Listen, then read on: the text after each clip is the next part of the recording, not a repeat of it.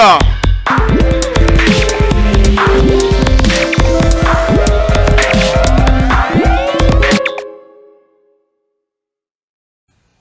Halo adik-adik dan teman-teman sekalian, Assalamualaikum warahmatullahi wabarakatuh. Selamat pagi, siang, sore, malam untuk kalian yang sedang menyaksikan video ini dimanapun, kapanpun, dan dalam situasi apapun. Selamat datang di channel YouTube Bagas Givari, channel yang membahas mengenai cara, tutorial, dan review mengenai beberapa aplikasi dan situs, serta video pembelajaran sejarah. Kali ini kita akan membahas mengenai politik etis dan strategi perlawanan di masa pergerakan. Sebelumnya aku mau mengatakan bahwa materi video ini aku buat berdasarkan materi yang dimuat oleh situs dan web di internet. Jadi aku mau mengucapkan permintaan maaf bila perkataan dan tulisan subtitle aku ini sama dengan situs dan web, serta aku tidak mencantumkan alamat situs dan web yang aku gunakan sebagai referensi. Aku juga mau minta maaf bila ada pengucapan dan tulisan yang salah dalam membuat video ini. Oke, lanjut.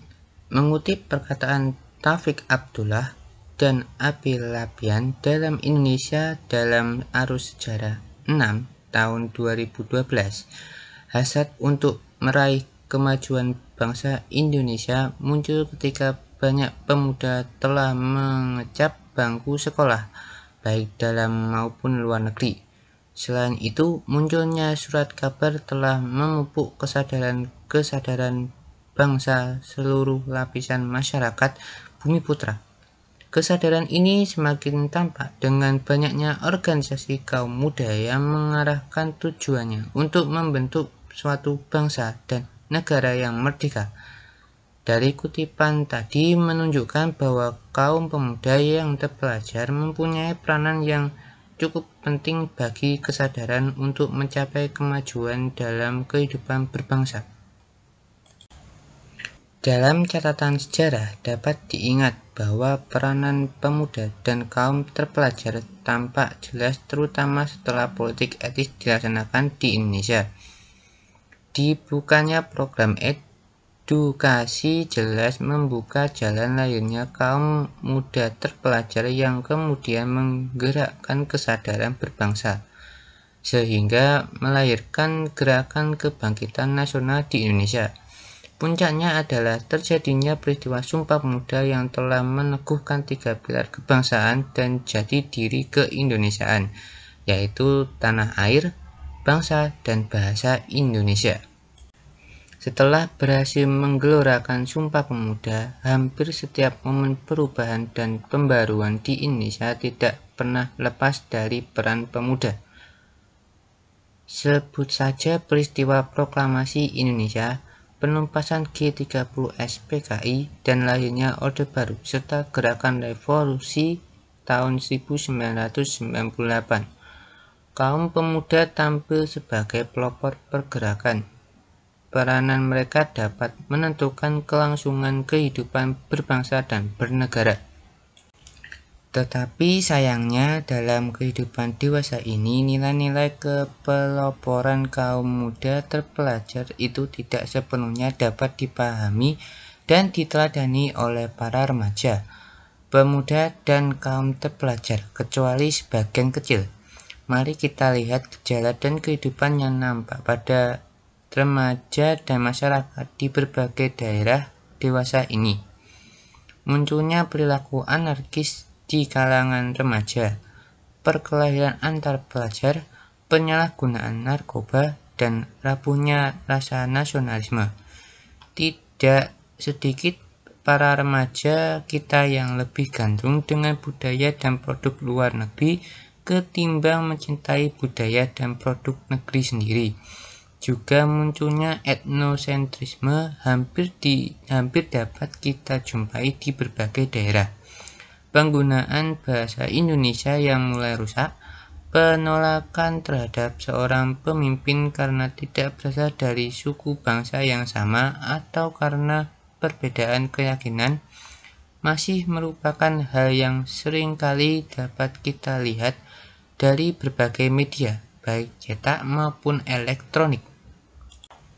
Hal ini sebagai indikator rendahnya semangat nasionalisme dan jati diri keindonesiaan di lingkungan masyarakat kita. Namun di tengah-tengah kemerosotannya, rasa nasionalisme dan jati diri bangsa ini, ada seorang bocah yang sudah mahir bermain sepak bola yang bernama Tristan Alif Naufal. Kini ia telah mendapat undangan untuk berlatih sepak bola di klub Ajax Amsterdam, Belanda. Ia bersama kedua orang tuanya mendapat kesempatan menjadi warga negara Belanda dan mendapat kesempatan menjadi pemain sepak bola di tim oranye yang memang sangat menjanjikan. Aku mau membela tim nasional Indonesia. Aku tidak mau menjadi warga negara Belanda. Aku mau menjadi warga negara Indonesia, ujar Alif. Sungguh luar biasa pendirian anak yang sering dipanggil Alif tersebut. Sudah barang tentu ilustrasi itu menginspirasi dan menggerakkan hati serta kesadaran kita untuk meneguhkan kembali semangat nasionalisme kita. Sehubungan dengan problem remaja dan masyarakat yang mulai melemah semangat keindonesiaannya serta cerita Alif di atas, penting untuk merevitalisasi nilai-nilai kepeloporan para pemuda yang telah menggelorakan nasionalisme serta prinsip kesatuan dan persatuan bangsa. Aku pun tidak mau kalah dari Alif. Melalui video ini, aku berharap adik-adik dan teman-teman sekalian dapat memahami dan menghayati materi dalam video ini, serta diharapkan dapat menumbuhkan rasa nasionalisme dan mengaplikasikannya dalam kehidupan sehari-hari. Bagaimana penilaian dan perasaan kalian mengenai pendirian Tristan Alif Naufal tadi? Komen di bawah ya. Oke, anggaplah informasi tadi sebagai persepsi agar kalian dapat lebih memahami mengenai politik etis dan strategi perlawanan di masa pergerakan. Sekarang kita akan memasuki materi yang sesungguhnya. Jadi, hal pertama yang akan kita bahas adalah mengenai politik etis. Seperti yang mungkin telah kita ketahui bersama bahwa beberapa kebijakan pemerintah kolonial Belanda yang telah melahirkan kemiskinan dan penderitaan rakyat telah mendapatkan kritik keras dari politikus dan intelektual dari Belanda bernama C.F. van Deventer. Kritik itu mendapat perhatian dari pemerintah Belanda. Kemudian dibuatlah kebijakan untuk meningkatkan kesejahteraan rakyat yang dikenal dengan politik etis. Politik etis ini terdiri dari bidang pendidikan, irigasi atau pertanian, dan emigrasi atau transmigrasi. Selanjutnya yang akan kita bahas adalah strategi perlawanan di masa pergerakan. Strategi perlawanan di masa pergerakan terdiri dari 3 bagian, yaitu pendidikan sebagai simbol kemajuan, pers sebagai media propaganda, dan organisasi pergerakan sebagai bentuk bangkitnya nasionalisme. Jadi yang pertama akan kita bahas dalam strategi perlawanan di masa pergerakan adalah pendidikan sebagai simbol kemajuan. Seperti yang telah aku singgung tadi, bahwa politik etis ini terdiri dari bidang pendidikan, irigasi atau pertanian, dan emigrasi atau transmigrasi. Bidang pendidikan menjadi pembuka wawasan bagi kaum muda terpelajar. Mereka adalah golongan baru yang membawa ide-ide pada kesadaran kebangsaan. Para kaum terpelajar ini yang menjadi pihak pertama strategi perlawanan di masa pergerakan. Mereka tidak hanya membawa kesadaran kebangsaan, tetapi juga membawa semangat kemajuan di segala bidang di Hindia Belanda atau Indonesia. Pada akhirnya, banyak sekolah maupun perguruan tinggi yang tidak hanya dibuat oleh pemerintah kolonial Belanda saja, namun juga dari kalangan pemuda intelektual ini. Kaum pemuda intelektual ini membuat sekolah mereka sendiri untuk membentuk generasi berikutnya agar menjadi intelektual seperti mereka, dan pada akhirnya meneruskan perlawanan terhadap pemerintah kolonial Belanda. Strategi perlawanan di masa pergerakan yang kedua adalah pers sebagai media propaganda. Berkembangnya pers atau media cetak menjadi penggerak ide-ide kemajuan. sehingga lebih memacu berkembangnya ideologi dan pergerakan kebangsaan. Kemunculan dan perkembangan pers tidak luput dari bertumbuhnya para kaum pemuda intelektual atau pelajar. Mereka memanfaatkan pers untuk menjalankan aksi propaganda terhadap pemerintah kolonial Belanda. Ide, gagasan, pemikiran, dan kritik yang berada di pikiran para kaum pemuda terpelajar dituangkan ke dalam berbagai pers yang untuk memberikan kesadaran kepada rakyat agar melawan pemerintah. Bukan hanya itu saja, pers juga digunakan untuk menyebarkan paham-paham ideologi yang malah pada akhirnya memberikan semangat perjuangan dan rasa nasionalisme kepada rakyat. Yang ketiga dan yang terakhir dari strategi perlawanan di masa pergerakan adalah organisasi pergerakan sebagai bentuk bangkitnya nasionalisme. Setelah dua strategi yang sebelumnya telah berhasil, maka selanjutnya berkembanglah fase kebangkitan nasional. Pada fase ini mulai berkembang berbagai organisasi pergerakan yang mengusung ideologi kemajuan dan kebangsaan, bahkan juga politik untuk membebaskan rakyat dari penjajahan. Berkat bertambahnya kaum pemuda terpelajar, perkembangan pers, perkembangan paham-paham ideologi baru dan rasa nasionalisme menyebabkan lahirnya berbagai organisasi-organisasi pergerakan untuk melawan penjajah.